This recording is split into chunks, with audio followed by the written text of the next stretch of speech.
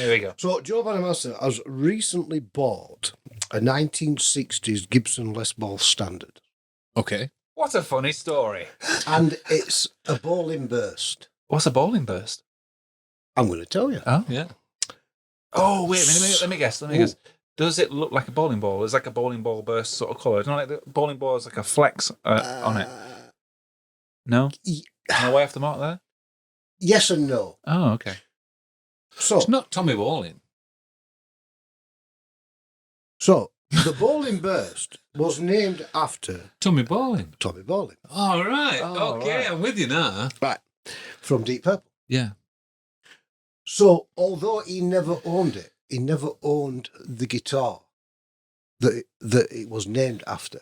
It was named after him because he played it in 70s. He had his guitar nicked. Yeah, it's the one with the scratch plate with the Star Spangled thingy. Yeah. Stars and Stripes on. Well, Bonamassa just bought this. So, although he never owned it, it was actually owned by David Brown in It's a good made-up name, isn't it? in 1966, and he paid $125 for it in Denver. Okay. So, the story goes that Tommy had got his gold top nicked in 70s when he was with a bank. Was it Zephyr? Is it pronounced Zephyr? I don't know. He was with a bank called Zephyr. Anyway, I think you pronounce it Zephyr.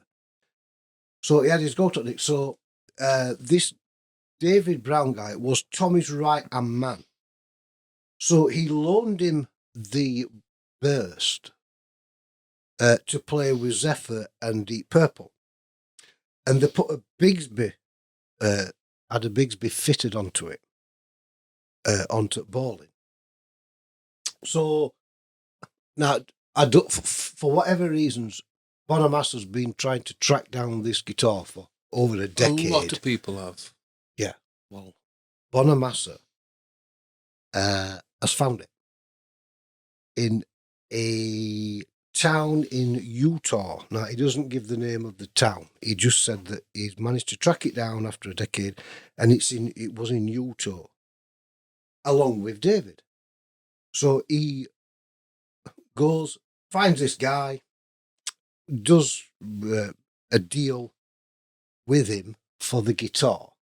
Now, it's rumoured that he paid him cash, $175,000.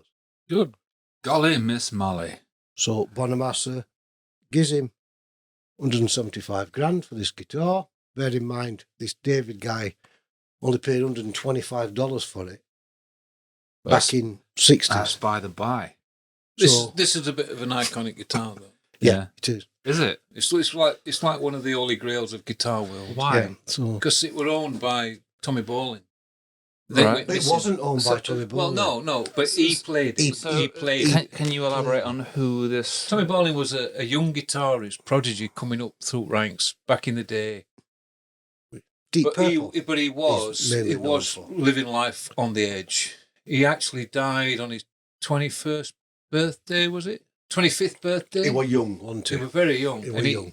To celebrate, he had 25 shots of vodka. Right. And it killed him, basically. And he liked his drugs and liked his drink. And he played for Deep Purple. He played for Deep Purple and several other people. But he was like this up-and-coming, really hot shot. It was called a guitar bowling player. burst, although Bowling only ever played the guitar. He never owned it. It was owned by this David. And a particular Well, this look. brown fella, his rodeo or his tech or something like that. It was his right-hand man. Right. So it was his right-hand man. Anyway, so Bonamassa pays $175,000 in cash, and off Joe goes.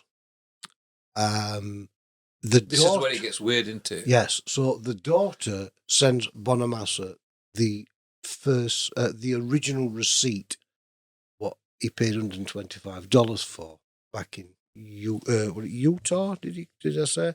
Yeah. In Denver. Sorry, in Denver. Colorado. So he bought it in Denver. Colorado. So off Joe goes. 2 months later, the guy, the David Brown, dies in a car accident.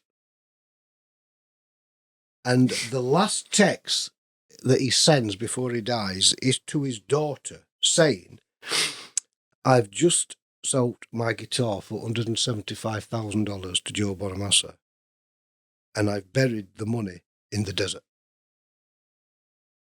All right. But he didn't say where. He didn't say where. Why did he bury the money in the desert? He doesn't say. Nobody knows. So somewhere... Oh my God, Joe Bonamassa killed him. Could have done.